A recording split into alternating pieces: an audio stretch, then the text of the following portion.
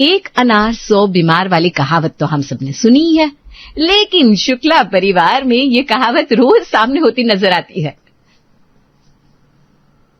अरे बबलू, जल्दी से वॉशरूम में चला जा, नहीं तो स्कूल के लिए लेट हो जाएगा।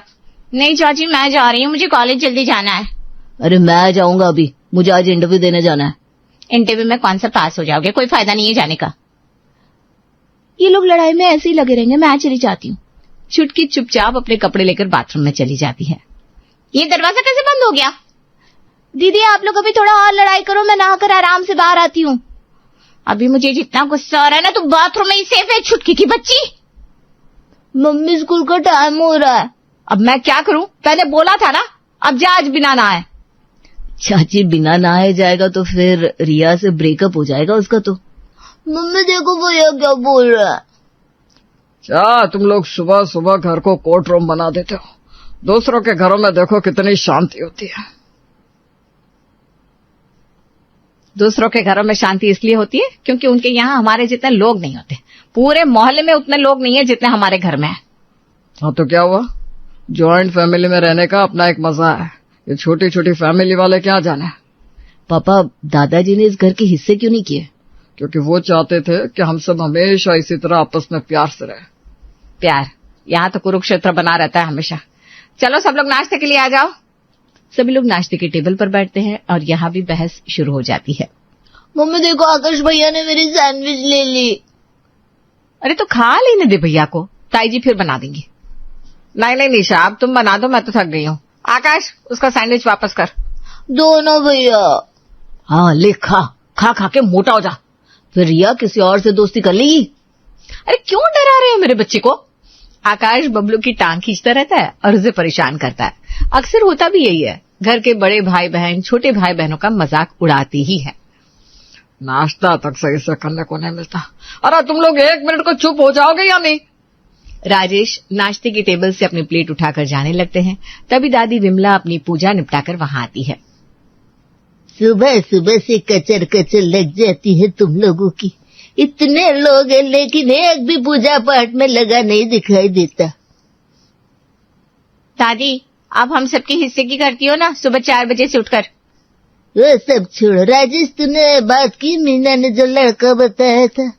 अरे मैं तो भूल गया। खाना खाना तो नहीं भूलता? अरे माँ आज शाम को देख आऊंगा लड़का। ठीक है। और ये क्या पूजा बिना नहाए धोए खाने बैठ गए? अरे अब तो कुछ अक्ल सीख ले। हाँ दादी सब सीख ही तो रही हूँ। जा जाकर नहा गया। आपकी लाडली छुटकी बाहर तो आए पहले। मुझे पता है उसे कैसे बाहर निकलना है। आकाश उठकर छुटकी के कमरे में जाता है और वहां से उसकी मेकअप किट उठाकर ले आता है। छुटकी बाहर निकल जा, नहीं तो ये आई शेडो वाटर कलर बोलकर बबलू को दे दूंगा मैं। इतना सुनते ही छुटकी तुरंत बाहर आ गई और सीधा आकाश के नए नवेले जूते अपने हाथ में ले लिए। भैया सही सलामत वापस कमरे में रख कर आऊं, नहीं तो अब भी ये जूते मिट्टी में डाल दूंगी। हाँ बताती हूँ मैं। अरे जा रहा हूँ। दिन भर बस यही चलता रहता है, मेरा तो सिर दर्द हो गया है, अपनी चॉकलेट खा लेती हूँ। पूजा फ्रिज में देखती है तो ना चॉकलेट थी ना उसका रैपर। पापा मुझे नया फ्रिज ला दो, मेरी चॉकलेट रोज रोज चोरी हो जाती है। हाँ दिला देंगे ना, शादी में फ्रिज दिला देंगे, टीवी दिला देंगे। मुझे बात ही मत करना कोई। पूजा गुस्से में अपने कमरे में आ जाती है और बबलू चॉकलेट खाकर स्कूल निकल जाता है। चलो मैं ही नहा लेता हूँ। जॉइंट फैमिली में बड़ा ही मुश्किल है अपनी चीजें बचाकर रखना। आज कोई सामान कहीं होता है तो कल कहीं पर। छोटी और छोटी, क्या हुआ दीदी? कल मैंने यहाँ पर काजू रखे थे, कहाँ गए? वो मैंने खा लिए दीदी। मेरे मायके से आए थे, तूने क्यों खा लिए? अरे तो क्या हुआ? लो आप मेरे मायके की मूंगफली खाओ। अनीता चुप रह जाती है और दीवार पर लगी अपने ससुर जी की तस्वीर को देखकर मन ही मन कहती है, काश घर अलग कर देते तो मछली मंडी जैसा तो ना लगता। बहू के आ रही हूँ माँ जी। पूजा अपने कमरे में बैठी हुई थी, तभी उसकी सहेली का फोन आता है। हाँ बोल निकिता। सुन, मैंने तुझे पिछले महीने अपनी लाल टॉप दी थी, अभी तक वापस नहीं की तू यार। अरे वो टॉप वो तो यही है, रुक शाम को लेकर आती हूँ। हाँ ठीक है। पूजा उठकर अपनी अलमारी चेक करती है पर बहुत ढूंढने पर भी उसे लाल टॉप नहीं मिलती। ए छुटकी, मेरी टॉप कहाँ है? कौन सी टॉप दीदी? मेरी आंखों में देख फिर बात कर। दीदी वो सुबह से ना मेरी आंखों में दर्द है। छुटकी की बच्ची, मेरी टॉप के साथ क्या किया तूने? अरे दीदी वो मैंने अपनी फ्रेंड को दे दी। क्या? लेकिन क्यों? उसका बर्थडे था ना, अब दूसरी ले लो ना। अरे यार, वो मेरी फ्रेंड की थी। क्या?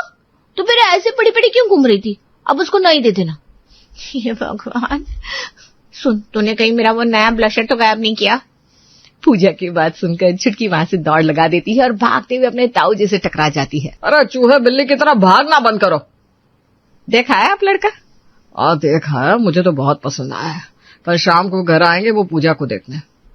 दीदी चली जाएगी, इसका मतलब अब इनके सारे कपड़े और कमरा मेरा। बात खुश हो रही ना, रुक अभी। पूजा छुटकी को पकड़ने उसके पीछे भागती है। सारा दिन एक दूसरे को ताने मारने में, चिढ़ाने में और खेलने कूदने में निकल जाया करता था। अगले दिन निखिल अपने परिवार के साथ पूजा को देखने आया। हमारे घर में इतने लोग नहीं है, आपको बुरा तो नहीं लगेगा? अरे अच्छा ही लगेगा, वैसे भी सारा दिन ये लोग मुझे परेशान करते रहते हैं। फिर ठीक है, मैंने तो आपकी फोटो देखकर ही यहाँ कर दी थी, अब आपकी बारी है। पापा ने कर दी ना, मुझे ना कहना होता तो आज आप यहाँ मिलने आते ही नहीं। अच्छा, तो मतलब हमारा रिश्ता पक्का है? हाँ जी। कुछ ही दिनों में धूमधाम से पूजा की शादी हो जाती है और विदाई के वक्त भी उसके भाई बहन उसकी टांग खींचना नहीं छोड़ते। दीदी चाबी कहाँ रखी है आपकी अलमारी की? वो क्या है ना, मुझे अपने कपड़े शिफ्ट करने हैं। हाँ, और अब तेरा वो कॉलेज बैग मैं ही ले लूंगा। दीदी मैं आपका आई शेडो ले लूं? मुझे घर से बाहर निकाल कर कितने खुश हो रहे हो ना तुम सब। आना मत कभी मेरे ससुराल, अपने घर में शांति और सुकून से रहूंगी मैं। अरे परेशान मत करो उसे, चलो जाने दो। पूजा विदा होकर अपने ससुराल आ जाती है और घर में बड़ी शांति थी। बहू अब तुम ही संभालो घर को। मम्मी उसे आने तो दो अंदर पहले। हाँ हाँ आने तो, मैं तो बस कह रही थी कि अब बहू आ गई है तो मैं शांति से रहूंगी। मम्मी जी आप चिंता मत कीजिए, मैं आ गई हूँ ना, सिर्फ संभालूंगी। पूजा अपने ससुराल में जल्दी ही रच बस गई थी, लेकिन कुछ तो था जो उसे अच्छा नहीं लग रहा था। क्या हुआ, खाना क्यों नहीं खा रही हो तुम? कुछ नहीं, मन नहीं हो रहा, मैं सोने जा रही हूँ। ठीक है, तो आराम से बाद में खा लेना। पूजा अपने कमरे में आ जाती है और करवट बदलने लगती है। उसका मन नहीं लग रहा था। अरे यार कितना खाने लगी रहती है, मैं तो दिन भर अकेले अकेले पागल हो जाती हूँ। क्या हुआ, दीवारों से क्यों बातें कर रही हो? कुछ नहीं। ठीक है, तो मैं ऑफिस जा रहा हूँ। निखिल ऑफिस चला जाता है और पूजा मन ही मन कुछ सोचने लगती है। मम्मी जी तो कुछ लड़ाई झगड़ा भी नहीं करती। कितने दिन हो गए किसी को उल्टा जवाब नहीं दिया, ना किसी को कुछ बोला। आइडिया। पूजा के दिमाग की बत्ती जल जाती है और वो आकर बाहर बैठ जाती है। बहू मैं बाहर जा रही हूँ, दरवाजा बंद कर ले। मेरे हाथों में दर्द है, खुद करके चाहिए। क्या हुआ बहू, ठीक तो है ना? मालिश कर दूं अब तुम्हें? नहीं, अब मुझे किसी की जरूरत पड़े ऐसे दिन नहीं आए मेरे। ठीक है, तो तुम आराम कर लो। सुमित्रा बाहर चली गई और पूजा देखती रह गई। हैं? बिना लड़े चली गई? कोई बात नहीं मम्मी जी, आपसे लड़ाई तो करके रहूंगी, मेरे पास और भी उपाय है। पूजा किचन में सामान यहाँ वहां रख देती है और हॉल में कचरा भी फैला देती है। अब तो मम्मी जी आकर मुझे डांटेंगी और लड़ाई होगी। मैंने तो अपने डायलॉग भी याद कर लिए है। थोड़ी देर में सुमित्रा वापस आती है और हॉल में कचरा देखकर झाड़ू लगाने लगती है। मम्मी जी आप झाड़ू क्यों लगा रही हो? क्योंकि बहू गंदा अच्छा नहीं लग रहा था। तो मुझे तो ऐसे ही अच्छा लगता है। नहीं नहीं बहू, ऐसा घर नहीं रखना चाहिए। मम्मी जी झाड़ू रख दीजिए, मैं लगाऊंगी, आपको हक नहीं है। अच्छा ठीक है, ये ले। हाँ? नहीं लगा रही मुझे झाड़ू, मैं जा रही हूँ कमरे में। मैं चाय बनाने जा रही हूँ, तू पिएगी? आपके हाथ से चाय पीने से अच्छा है कि मैं चाय पीना ही छोड़ दूं। पता नहीं बहू को क्या हो गया है, ऐसी बातें क्यों कर रही है। पूजा अपने कमरे में आ जाती है और यहाँ से वहां टहलने लगती है। मम्मी जी के लिए कुछ और सोचना पड़ेगा, तभी कलेश होगा। मम्मी जी मैंने भी सीरियल देखे, एक सास को कैसे भड़काना है सब आता है मुझे। शाम के वक्त पूजा तेज आवाज में गाने बजाने लगती है और बैठकर आराम से सुनती है। बहू निखिल आता ही होगा, अभी तक खाना नहीं बनाया? मम्मी जी मैं कोई नौकरानी नहीं हूँ इस घर की, आप देखो आपका बेटा है, मैंने तो खा लिया पिज्जा। अच्छा कोई बात नहीं, मैं बना देती हूँ, लेकिन पिज्जा से क्या पेट भरा होगा तुम्हारा? तुम्हारे लिए भी रोटी बना कर रख दूं? कोई जरूरत नहीं है, मेरा पति है निखिल, आप उसे अपने पल्लू से बांध कर मत रखिए, मैं बना लूंगी खाना। पूजा किचन में आ जाती है और बर्तन खटकते हुए काम करती है। किसी की नजर लग गई है मेरी बहू को, शायद तबीयत खराब होगी इसलिए ऐसा कर रही है। ये मम्मी जी तो बड़ी टेढ़ी खीर है, लड़ाई करना ही नहीं चाहती। लेकिन मेरे पास अभी भी ब्रह्मास्त्र है, आने दो निखिल को। शाम को निखिल ऑफिस से घर वापस आता है और पूजा को चुपचाप बैठा देखकर कहता है, क्या हुआ पूजा, सब ठीक है ना? निखिल, हमारी शादी हुई है नई नई, हमें बाहर घूमने जाना चाहिए। हाँ, जाना तो चाहिए। तो फिर मम्मी जी का मुंह क्यों बन रहा है? क्या? लेकिन मम्मी जी ने तो खुद ही हमारे लिए टिकट बुक की है अभी मूवी की। क्या? और नहीं तो क्या, उनका फोन आया था तुम्हारा मूड ठीक नहीं है इसलिए सरप्राइज है। अरे यार, मुझे नहीं जाना कहीं मूवी देखने। क्यों नहीं जाना? अब तुम मम्मी की बात नहीं मानोगी? नहीं मानूंगी, ये सास ऐसी ही होती है, एक बार मानो ना तो फिर सारी बातें माननी पड़ती है। क्या बोल रही हो पूजा, ऐसा थोड़ी ना होता है। मम्मी को बुला कर लाता हूँ अभी। नहीं, रहने दो। तो फिर क्या बात है, तुम्हारा दिमाग खराब क्यों है? यहाँ अच्छा नहीं लग रहा है क्या? अच्छा ही तो नहीं लग रहा, यहाँ कोई है ही नहीं। मम्मी जी इतनी सॉर्टेड है कि कभी लड़ाई होती ही नहीं। अच्छा, तो तुम अकेले अकेले बोर हो रही हो? हाँ वही तो। कोई बात नहीं, मुझे बस थोड़ा सा टाइम दो, फिर ये प्रॉब्लम भी खत्म हो जाएगी। क्या करने वाले हो? बस रुको, कल सुबह देखना। पूजा सस्पेंस में रहती है कि आखिर निखिल क्या करने वाला है, और जानने के लिए उसे सुबह तक का इंतजार करना पड़ेगा। अगली सुबह घर में हलचल होती है और पूजा की नींद खुल जाती है। निखिल जी, ये सब? पूजा, ये है भैया भाभी, यानी तुम्हारी जेठानी जी, ननद जी, चाची, चाचा, ताऊ जी, ताई जी और उनके बच्चे। अब से ये सब हमारे साथ ही रहेंगे। अरे वाह। हाँ, तुम कह रही थी ना घर में कोई नहीं है, अब तो ठीक है ना? हाँ हाँ ठीक है। पूजा बड़ी खुश होती है। शुरू के 1-2 दिन तो बड़ा मजा आता है उसे, मजाक मस्ती और खेलने कूदने में। लेकिन फिर देवरानी जी। जी दीदी।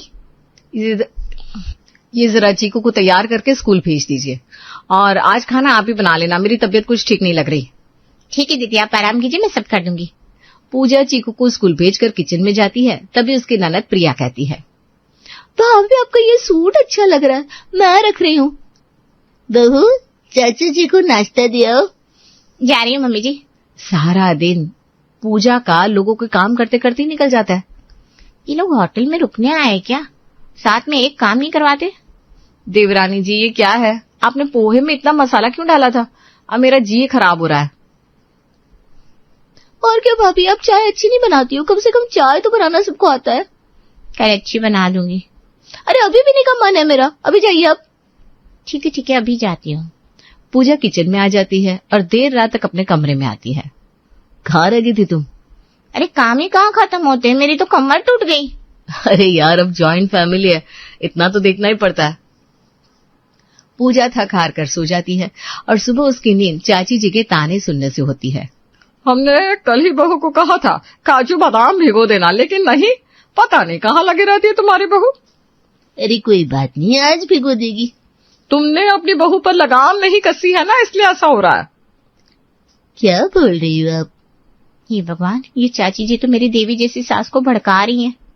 कहाँ जा रही हो पूजा? कहीं नहीं दीदी, क्या हुआ? तुमने नाश्ता नहीं दिया अभी तक, भैया ऑफिस आने को बैठे हैं।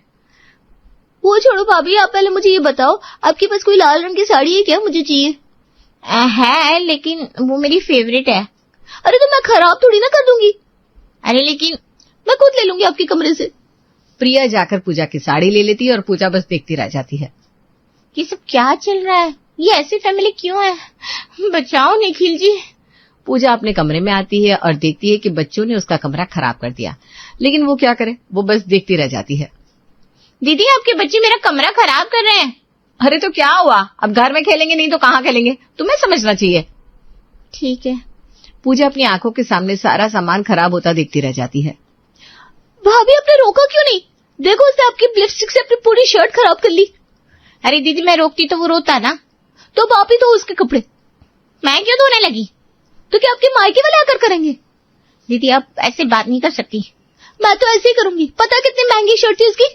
अरे मैं नहीं करूंगी साहब, आपका बच्चा आप देखो। अभी बोलकर आती है मम्मी को। प्रिया सीधा अपनी मम्मी यानी कि चाची के पास जाती है और शिकायत लगा देती है। अब तो इस बात का राय का पहाड़, तिल का ताड़, चने का झाड़ सब कुछ बन चुका था। मम्मी देखो कैसे बदतमीजी से बात कर रही है ये मुझसे। अरे मैंने आराम से ही बात की थी।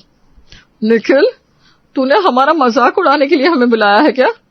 ऐसा कुछ नहीं है चाची जी, आप आराम से रहिए। पूजा सॉरी बोलो। अरे मैं क्यों बोलूं जब मेरी कोई गलती नहीं है? हम अपने घर जा रहे हैं, हमारे पास भी घर है।